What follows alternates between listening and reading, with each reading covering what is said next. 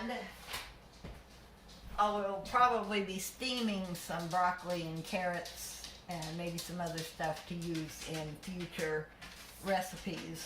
So all that's good. The steamer I use for that, let me show you what I do for that. I don't know why, but I like this wok. And I like it because it fits on a small burner, even though it's got a lot of room. And then I usually put one of these kind of steamers in it. So that will probably steam some broccoli. You know, I got that pretty broccoli the other day, and it's in the bowl.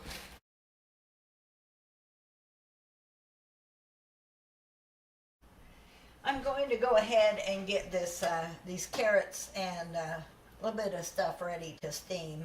These carrots had been in there too long and they're starting to kind of spoil, so that's why one reason I'm using them. But I thought I'd talk to you while I do this. You know, the chickens are probably going to appreciate those. So what I'm going to steam, and what I do is I just steam them all together. I'm going to steam whatever I can get off of this, and I'm also going to steam the broccoli, and I'm going to peel and steam. Actually, I probably don't, they look kind of bad. I'll probably go ahead and peel them.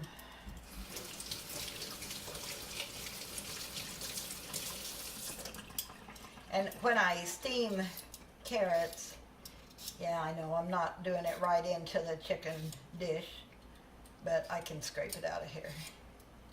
When I steam carrots, I just leave them in a whole piece like this.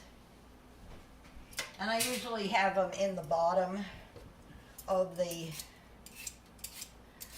steamer because they, you know, they're going to need more time and heat and everything than the thinner things or the quicker cooking things like the broccoli and the. If they feel a little cruddy, I peel them some more. Then I got one more. Now see, I use these steamed celery and carrot in a vegan cheese sauce that I make out of tofu. And I think I've shared that before. But it's nice to have them ready to go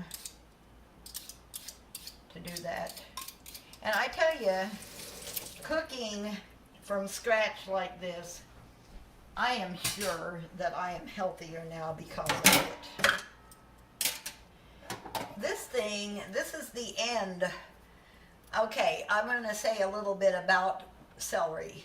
One is that my favorite part of the celery to eat is this part. When it's steamed or cooked, you know, it's just, or like in soup, I'll chop up down at the very end, the kind of the heart of it, and I love it. But my mother used to just like chop the whole thing off about there and just throw that part away.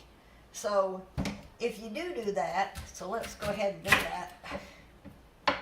This piece looks kind of bad. I'll give that to the chickens. And that could probably go in the soup. I like the celery leaves for soup seasoning. So, yeah, I think I'll steam this. So a little bit of celery, and I know it's not something you normally see steamed, but I discovered that it added bulk to the recipe without adding much calories or flavor, for that matter. I mean, it adds a nice flavor. It doesn't add a strong flavor. Like when I tried making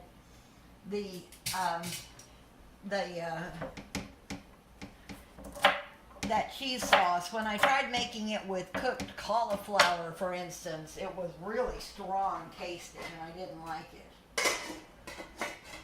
So anyway, now we'll get this is probably about enough steamed vegetable matter to make a batch of let's rinse that off.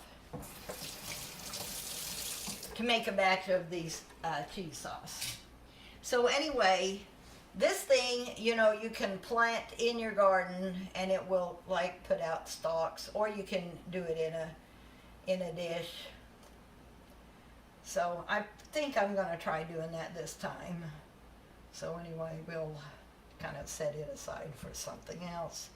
And then I wanted to take care of the broccoli and get it in the steamer too. And let me go ahead and turn that on. Back. I am always turning the wrong ones on. Always. In fact, I did it just now. I turned this one on when I set the soup back there. So when you're doing soup, first of all, a word about using broccoli stems is that if I can't get my knife to go through it easily, then I don't use it. Now, it's the same way with okra from the garden. If the knife won't go through it, it's not going to be any good even after you cook it. And that's my opinion anyway. So I peel, hey, I'm going without teeth here. And so I don't eat much raw. It fascinates me that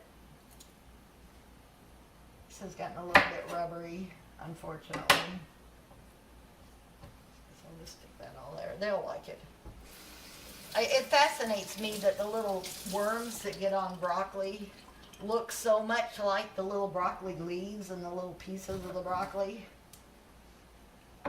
And this is organic because if you get it from Misfits Market, it's all organic. Not all of the non-vegetable things, but all of the vegetables are that they sell. At least the last time I checked.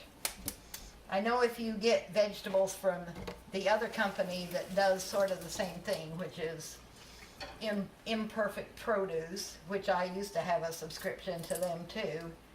I've tried both. This is newer and fresher. Anyway, they are, you choose which one you want. So they carry both. But Misfits Market, as of the last I knew, every fruit or vegetable that they had, all the produce, was organic. So I think that's pretty cool, because that's one reason I do it, is because you can't always, we have an Aldi's, and Aldi's has gotten pretty good about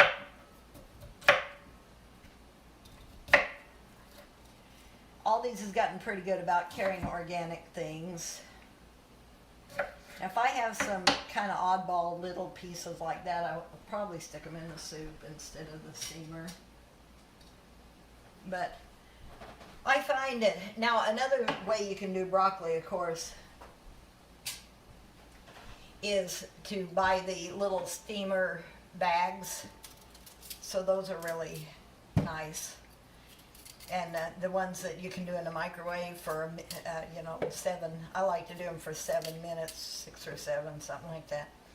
And then, that little bag of vegetables is a nice little thing to munch on. Nice little addition to anything you're eating. Very low calorie and really good for you. So, anyway, this has been a lot of fun. Actually, I'm looking forward to seeing what that time-lapse footage looks like. I'm going to leave these kind of big because it takes the carrots a little while. I have steamed broccoli too long before, and it kind of gets a bad taste, so probably about 10 minutes, 8 minutes, something like that. Check it, and then of course do it as much as you like. If you like it a little bit crisp tender, then get it out a little bit quicker. I have to have everything pretty soft right now, although I've got an idea for how I can get some money together to get my permanent dentures. To be really honest, I might be just a little bit afraid of getting them, because if I find out that I can eat real well with them, is that going to kind of mess up this eating so healthy that I've been doing for the last how many months, 14, 15 months that I've been working so hard at cleaning up my diet. I don't know. So anyway. All right, that looks good. This stuff, I think, let me grab a little bit of this. That can go in the soup pot. The soup is cooking pretty hard now, and so I'm going to turn it down. I have found that if you are making a big pot of something like this, it's got a lot of liquid, and you don't get it up to a full boil first, you're trying on some like low setting, boy, you can go a long time and it never get to a boil. But if you get it up to a boil, you can set it on the lower thing like that. I think I'll use this lid on this one because it's kind of arched up, and then I'll use a little bit shorter lid on this one that's not got quite so much room, and I'll leave it a little bit of space. And I'm going to turn the fan on because a lot of liquid comes out. And there's that. I'll set the timer for, see if the steamer's working yet. Probably maybe about,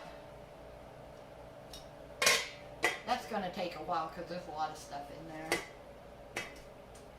But I don't know, 10 minutes probably, and I'll keep checking it.